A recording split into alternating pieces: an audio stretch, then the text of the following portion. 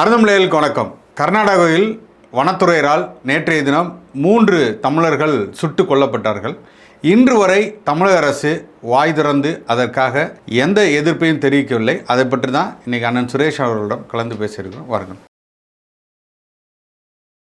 அண்ணா. வணக்கண்ணே. வணக்கம் சசி. என்னண்ணே, தமிழர்களுக்கான அரசு, தமிழ் மக்களுக்கான அரசு, உங்கள் அண்ணன் இருக்கார், உங்கள் தம்பி இருக்காரு, ஓடோடி வருவாருன்னு உடனே பேசுங்கிறாங்க. இவ்வளோ பெரிய நிகழ்வு நடந்திருக்கு.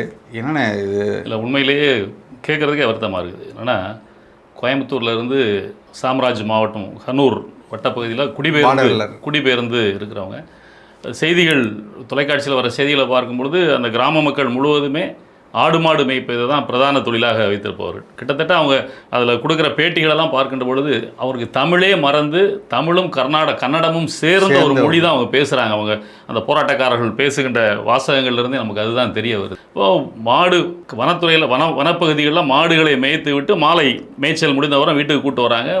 சில மாடுகள் காணாமல் போது தேடி உள்ளுக்கு போனதாக தான் அந்த போராட்டக்காரர்கள் அந்த பத்திரிகையாளர்களை சந்திக்கின்ற பொழுது சொல்கிறாங்க. அப்போது இங்கே உள்ளுக்கு போனவங்கள இவங்க போன இடத்துல துப்பாக்கி சூடு நடத்தி கொல்லப்பட்டு விட்டார்கள், இதுக்கு நீதி வேணும்னு இவங்க போராடுறாங்க. ஆனால் கர்நாடக அரசு வெளியிட்டிருக்கிற அறிக்கையில் அவர்கள் மான் வேட்டையாடி மான் கறியை தங்களுக்குள் பங்கு போட்டு கொண்டிருந்தார்கள். அந்த சமயத்தில் அவங்களை எச்சரித்தோம். அவங்களுக்கு எங்களுக்கு மோதல் நடந்தது, துப்பாக்கி சூடு நடந்ததுன்றது தான் இதுவரைக்கும் வந்திருக்க தகவல். பெரிய தகவல்கள் வேறு வரல. அப்போது துப்பாக்கிச்சூடு நடத்துகிற அளவுக்கு சம்பவம் நடைபெற்றிருக்கிறது, அவர்களுக்கு எங்களுக்கும் மோதல் நடைபெற்றிருக்கிறதுன்னு சொல்லுகின்ற கர்நாடக அரசு உண்மையிலேயே உள்ளுக்கு சுட்டுக் கொல்லப்பட்ட அந்த தமிழர்கள் அவர்களும் நாட்டு துப்பாக்கியை பயன்படுத்தியிருந்தால் அது குறித்து தெளிவான செய்திகள் வெளியே வந்திருக்கும். குறைந்தபட்சம் கன்னட பத்திரிகைகள், கன்னட ஊடகங்களில் வந்திருக்கும், அதை தமிழ் ஊடகங்கள் எடுத்து போட்டிருக்கும். அப்படி இதுவரைக்கும் இந்நேரம் வரைக்கும், நேற்று நடந்த சம்பவம் இந்நேரம் வரைக்கும் அப்படிப்பட்ட எந்த செய்தியும் வரல. துப்பாக்கி சூடு இறந்து விட்டார்கள், அவ்வளோதான். அதான் செய்தி வந்திருக்குது. ஒருவர் காயமடைந்து ட்ரீட்மெண்ட்டில் இருக்கிறாருன்ற செய்தி வந்திருக்குது. நேற்றிலிருந்து அந்த கிராம மக்கள் எல்லாம் போராட்டத்தில் இருக்கிறாங்க. அதுலேயும் 5 பேர் அவங்க குடும்பத்தினரை கைது செய்து போராட்டத்தில் இருக்கிறாங்கன்றதுனால அதை போராட்டத்தை கலைக்கிறதுக்காக கைது செய்திருக்கிறாங்க. இதுதான் நமக்கு கிடைத்திருக்கிற தகவல். நீங்கள் நீங்கள் நம்ம பெரிய அளவில் இதை பார்க்க வேண்டியிருக்குது. இப்போது கர்நாடகாவில் 3 பேர் கொல்லப்பட்டிருக்கிறாங்க. இதுதான் முதல் முறையா அப்படின்னு சொன்னால் நம்ம தெரியும். 2015 ஜெயலலிதா ஆட்சியில் இருக்கும் பொழுது ஆந்திராவில் தமிழ்நாட்டினுடைய பார்டரில் சேஷாசல காட்டுப்பகுதியில் செம்மரம் வெட்ட போனார்கள்னு 20 தமிழர்களை சுட்டு கொண்டுட்டு கட்டைகளையும் அவர்களையும் எண்கள் போட்டு அடிக்க வைத்திருந்ததை ஊடகங்கள் எல்லாம் பதிவு செய்தது. மரக்கட்டை மாதிரி தூக்கி போட்டு பதிவு செய்தது. அன்னைக்கு இருந்தது அதிமுக அரசு, இன்னைக்கு இருந்தது தாவேக அரசு. அவ்வளோதான் வித்தியாசமே தவிர எதற்கு நம்ம குரல் கொடுக்காமல் இருக்கிறோம். இது இல்லை, இந்த 2 மாநிலம் மட்டும் இல்லை. நீங்கள் கேரளாவில் ஆற்று நீர் பிரச்சனை, அந்த அடித்தே விரட்ட தண்ணி வெந்நீரை முகத்தில் ஊற்றி மேலே ஊற்றி மிக மோசமான கொல்லப்பட்ட சம்பவங்கள்லாம் இருக்குது. அப்போ தமிழ்நாட்டை சுற்றி உள்ள மாநிலங்கள்லாம் இப்படி நடந்திருக்குது. தமிழ்நாட்டில் சுற்றி உள்ள மாநிலங்களை சார்ந்தவர்கள் யாராவது இந்த மாதிரி கொல்லப்பட்டிருக்கார்களா, பாதிக்கப்பட்டிருக்கார்களான்னு எங்கேயாவது செய்திகள் இருக்கான்னா ஒன்றுமே இல்லை. நீங்கள் கர்நாடகாவில் இது காவிரி பிரச்சனை தமிழர்கள் தாக்கப்படுகிறார்கள் அப்படின்ற பொழுது ராமேஸ்வரத்துக்கு கர்நாடகாவில் இருந்து வந்த வாகனத்தை நாம் தமிழர் கட்சியை சார்ந்தவர்கள் தடுத்து நிறுத்தி மறித்தார்கள்ன்றதுக்காக குண்டர் சட்டத்தில் கைது செய்யப்பட்ட சம்பவம் தான் தமிழ்நாட்டில் நடந்திருக்க தவிர. இப்போ கூட நண்பர் ஒருத்தர் அங்கே வாகனத்தில் கொடி கட்டிட்டு வந்தாங்கன்னு குண்டாஸில் உள்ள இருக்காரு. தேனி பகுதியில் வரும்போது கர்நாடக கொடியோட வந்தார்கள், கன்னட மாநில கொடியோட வந்தார்கள் அப்படின்னு சொல்லும்போது இதையப்பா அங்கே கொண்டு வர மடிச்சு உள்ளுக்கு வச்சுட்டு போன்னு சொல்லி அவர் கேட்டதுனால ஏற்பட்ட விளைவுனால அவர் குண்டாஸ் போடப்பட்டிருக்கு. அப்படி தமிழ்நாட்டு அரசு சுற்றியுள்ள மாநிலங்களோடு நட்புறவை பேண வேண்டும் என்பதற்காக தமிழ்நாட்டை சார்ந்தவர்கள் ஏதாவது சின்ன வித அஸ்தம்பாவத்தில் ஈடுபட்டால் கூட அவர்களை கைது செய்கின்ற சூழ்நிலையில் சுற்றியுள்ள மாநிலங்களில் தமிழர்களுக்கு எதிரான அந்த அநீதி நடந்துட்டு இருக்கு பாருங்க. மிகவும் கொடுமையான விஷயம். ஒரு மானை அவர் அடித்தினா நீங்கள் சட்டம் இருக்கு, கைது செய்யலாம், அது உண்மை என நிரூபிக்கப்பட்டால் அதுக்கான தண்டனையை கொடுத்துட்டு போகலாம். இதுக்கு நீங்கள் 3 உயிர்களை சுட்டு கொண்டிருக்கீங்க. அவர்களுக்கு குடும்பம் என்ன நிலைக்காகும்? அவனுக்கு கல்யாணம் ஆகி அந்த பையனுக்கு குழந்தைகள்லாம் இருக்கு. இவர்களின் வாழ்வாதாரம் ஒருவர் வயது 50க்கு மேல், ஒருவருக்கு 46 வயது, ஒருவருக்கு 33 வயது. நீங்கள் இன்னொரு விஷயம் நீங்கள் பாருங்கள், ஆந்திரா காட்டுக்குள்ளே 20 பேர் சுட்டுக் கொல்லப்பட்டார்கள் 2015 ஏப்ரல் மாதம். அதுக்கு 1 மாதம் பொறுத்து இந்தியன் எக்ஸ்பிரஸ் பத்திரிகை ஒரு பெரிய ஆராய்ச்சி கட்டுரை வெளியிடுது. இந்த 20 பேர் பயன்படுத்திய செல்போன் எண்களை அவங்க குடும்பத்தாரிடமிருந்து பெற்று அது குறித்து விரிவான இன்ஃபர்மேஷன்லாம் திரட்டி பார்க்கின்ற பொழுது 4 பேரை சுட்டுக் கொல்லப்பட்ட 20 பேரில் 4 பேர் 1 மணி நேரத்துக்கு முன்னதான் அவங்களுடைய செல்போனே வந்து சுட்டுக் கொல்லப்பட்ட இடத்துக்கே மூவ் ஆயிருக்குது தமிழ்நாட்டில இருந்து. அப்போ 1 மணி நேரத்துக்குள்ளதாக அங்கே உள்ளுக்கு போனவர்கள் உடனடியாக சுட்டுக் கொல்லப்படுகிறார்கள் அப்படின்றதே மிகப்பெரிய சந்தேகத்தை ஆந்திர காவல்துறைக்கு எதிராக, ஆந்திர ஃபாரஸ்ட் டிபார்ட்மெண்ட்டுக்கு எதிராக சந்தேகத்தை எழுப்புகிறதுன்னு இந்தியன் எக்ஸ்பிரஸ் மிகப்பெரிய ஆய்வுக் கட்டுரையை வெளியிட்டதுக்கு அப்புறமும் அதை கூட பிடித்து தமிழக அரசு அவர்களுக்கு எதிரான எந்த நடவடிக்கையாவது எடுத்திருக்குதான்னு பார்த்தா இன்னைக்கு வரைக்கும் கிட்டத்தட்ட 10-11 வருடங்கள் ஆயிப்போச்சு சம்பவம் நடந்து. அதிமுக அரசு இருந்தது, அதிமுக அரசு போனதுக்கு அப்புறம் திமுக அரசு வந்தது. எந்த அரசு இருந்தாங்க? ஒரு அரசு போய் இன்னொரு அரசு வந்ததுக்கு அப்புறம் கூட நடவடிக்கை எடுக்கலாமே. அன்னைக்கு அதிமுக அரசு இருக்கும்போது சம்பவம் நடைபெற்ற பொழுது நாம் தமிழர் கட்சி, திமுக எல்லாரும் அதுக்கு எதிராக போராடினாங்க. அதுக்கப்புறம் அண்ணன் அவர்கள் ஒருபடி மேலே போய் அந்த நபர்கள் வந்து வேலைக்காக அழைத்து சென்றவர் காலையில் தான் அந்த இடத்துக்கே அழைத்து செல்லப்பட்டிருக்காங்க. அவர்களுக்கு என்னவென்றே தெரியாத ஒரு கூலி. அப்போ கூட்டு போனவங்களாம் எங்கே, அவரெல்லாம் நீங்கள் கைது செய்யப்பட்டீங்களான்னு ஒரு கேள்விலாம் கேள்வி. பட் ஆளுங்கட்சியாக திரும்ப வந்து திமுக இப்போ அந்த சமயத்தில் போராட்டம் நடத்தின திமுக திரும்ப ஆளுங்கட்சியாக வருது. வந்து என்ன செஞ்சாங்கன்னு பார்த்தா ஒன்றும் செய்யலை. அப்போது எந்த அரசுகளாக இருந்தாலும் தமிழர்களுக்கு சும்மா வாக்கு வங்கியாக பயன்படுத்துகிற வேலையை செய்கிறாங்களே தவிர வேறு எதையுமே செய்கிறதில்ல அப்படின்ற சூழ்நிலை தான். இப்போ இன்றைக்கி பாருங்கள், நேற்று சுதந்திர தினம் நேற்று நடைபெற்றிருக்குது. தமிழ்நாட்டினுடைய முதலமைச்சராக விஜய் இருக்கிறார்.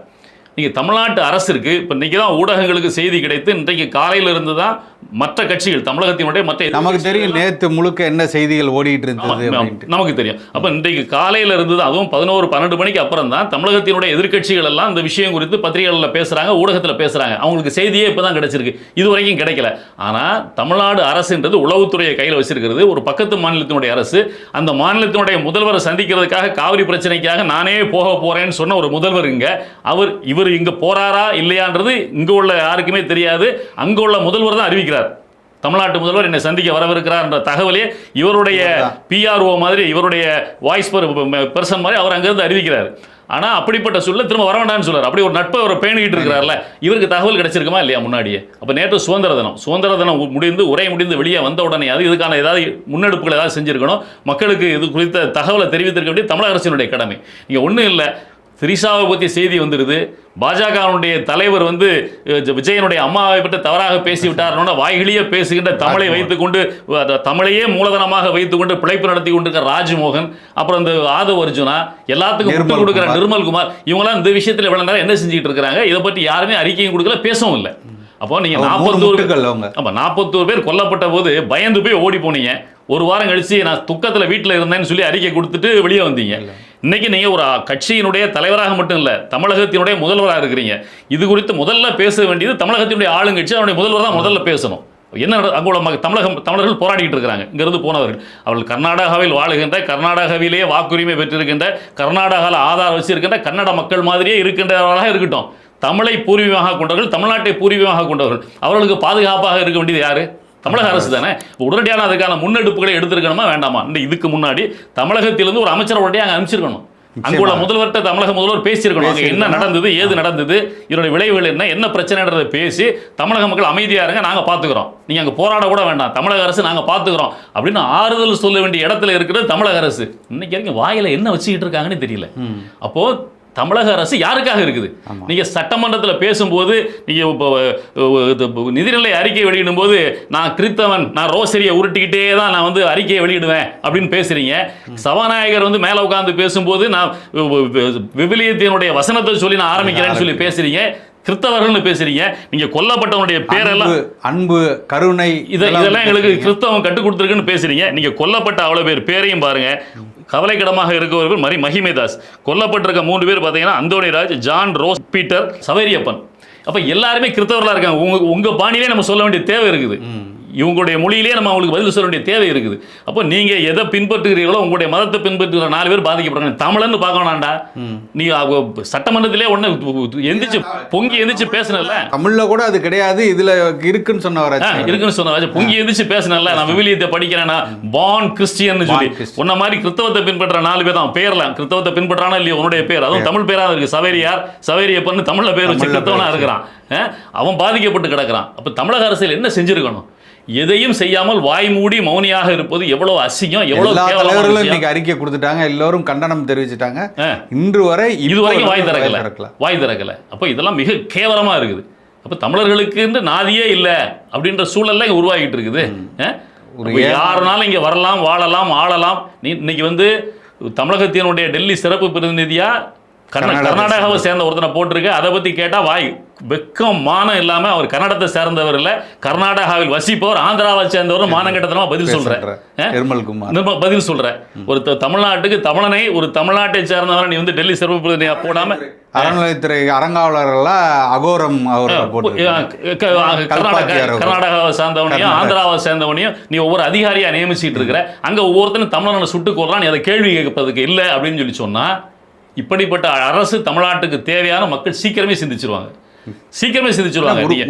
இவ்வளவு தூரம் வந்து அதிமுக கூட இருந்ததில்லை, திமுக கூட இருந்ததில்லைன்னு ஒரு அடிப்படை அவர்களிருந்து ஒரு அறிக்கைனா வந்திருக்குண்ணே. அதான் சொல்றேன், குறைந்தபட்சம் வாக்கு வங்கி இருக்குது இந்த மக்கள்கிட்ட, அதை நம்ம காப்பாத்திக்கணும்ன்றதுக்காக. அப்ப இவங்க என்ன நினைச்சிட்டாங்கன்னா, எதை பற்றியுமே கவலைப்பட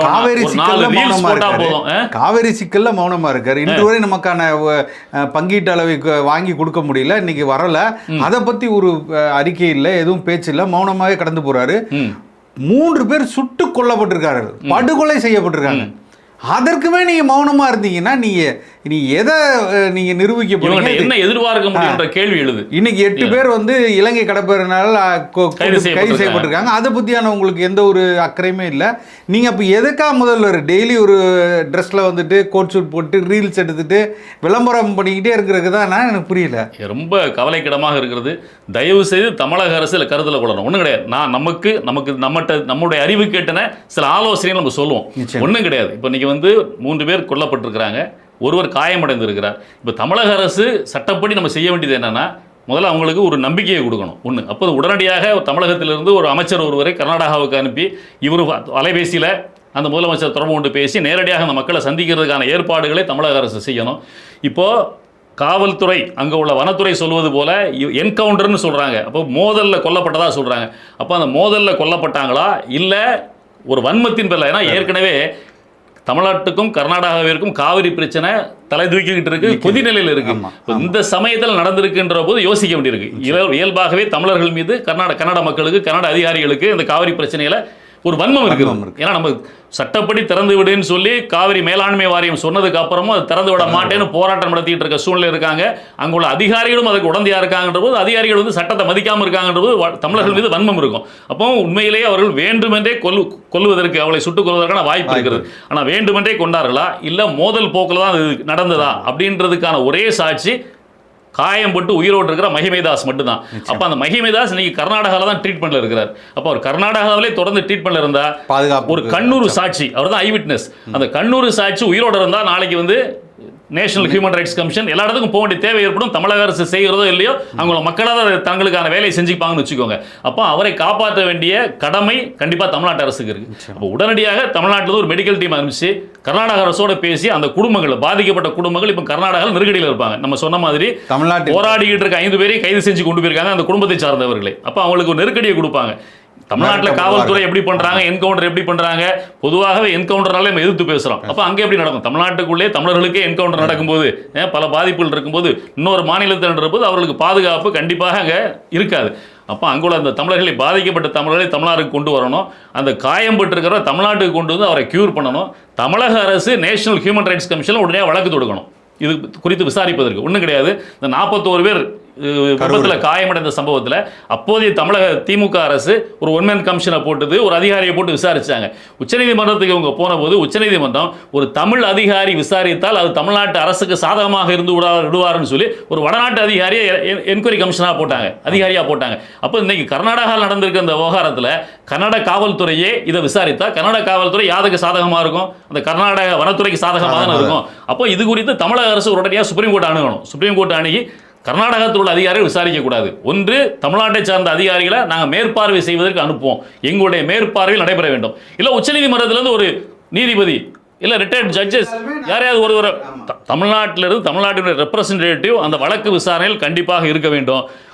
உச்சநீதிமன்றத்தினுடைய ஒரு ரிட்டையர்ட் ஜட்ஜை கூட மேற்பார்வை அதிகாரியாக போடுங்க, போட்டு அதன் கீழ் தான் விசாரணை நடைபெற வேண்டும் சொல்லணும். உடனடியாக அந்த துப்பாக்கி சூட்டுக்கு காரணமானவர்கள் மீது கொலை வழக்கு பதிவு செய்ய வேண்டும். அப்போ இதுக்கான வேலையை செய்ய வேண்டியது தமிழக அரசு உச்சநீதிமன்றத்தை அணுகி இதற்கான உத்தரவை பெற வேண்டும். நீங்க நமக்கு தான் செய்யல, நீங்க 41 பேருக்கு வேலை கிடைக்கல, சட்டப்படி நீ செய்யணும்னு உடனே சுப்ரீம் கோர்ட்டுக்கு ஓடறல, அப்ப உண்மையிலேயே பாதிக்கப்பட்டவனுக்கு நீ செய்யணுமா இல்லையா? அப்ப இதே உடனடியாக இது செய்யலைன்னா நீ இதுக்காக செஞ்சீங்கன்னா அது உங்களோட இது கட்சிக்காரங்களுக்காக செய்யற, கட்சிக்காரக்காக செய்யறீங்க, இன்னொன்னு உங்களோட புட்டு வெளிப்பட்டு அதை மறைக்கிறதுக்காக செய்றீங்க. இதற்கு நீங்க இது காட்டல அப்படின்னா கண்டிப்பா அப்போ உண்மையிலே பாதிக்கப்பட்டவங்களுக்கு கர்நாடக அரசு, கர்நாடகத்தை சார்ந்தவர்களாக தமிழ் பேசுகிறவர்களாக தமிழ்நாட்டிலிருந்து மைக்ரேட் ஆனவங்க இருந்தால் கூட, கர்நாடகத்தில் வசிப்பவர்களாக இருந்தால் கூட கர்நாடக அரசு எதுவும் செய்ய போவதில்லை. அதனால் அந்த குடும்பத்தை தமிழ்நாட்டிற்கு வரவழைத்து அவர்களுக்கு வேலை வாய்ப்பை தமிழ்நாட்டில் வழங்க வேண்டும்.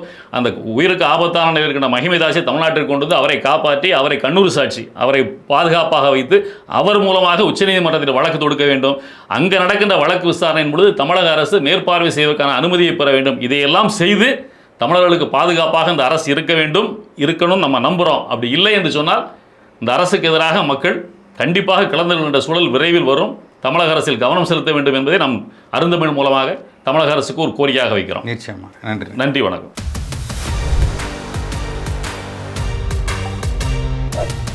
அருந்தமிழ் எங்கள் உயிருக்கு நேர்.